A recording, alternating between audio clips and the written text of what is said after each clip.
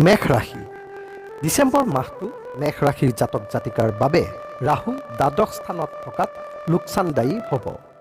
বৃহস্পতি দ্বিতীয় স্থানত থকাত ধন বৃদ্ধি হ'ব আৰু পৰিয়াল বৃদ্ধি হ'ব পাৰে। মংগল চতুৰ্থ স্থানত থকাত মানহানি তথা প্ৰপাৰ্টি ক্ষেত্ৰত বিবাদ হ'ব পাৰে। পদোন্নতি বা নতুন চাকৰিত যোগদান কৰাৰ বাবে মংগলে সহায় কৰিব পাৰে। শনি একাদশ স্থানত থকাৰ বাবে হঠাৎ প্ৰচুৰ অৰ্থলাভ বা ৰখি থকা কোনো ধন প্ৰাপ্তি হ'ব পাৰে। বিদ্যাৰ্থীৰ এলাহ ভাৱ বাঢ়িব।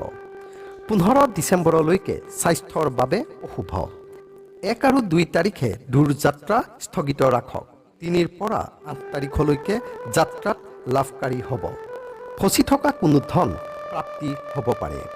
9 আৰু 10 তাৰিখে কোনো কামত ইনভেষ্টমেণ্ট বা লেনদেন নকৰিব। 11 পৰা 15 ডিচেম্বৰলৈকে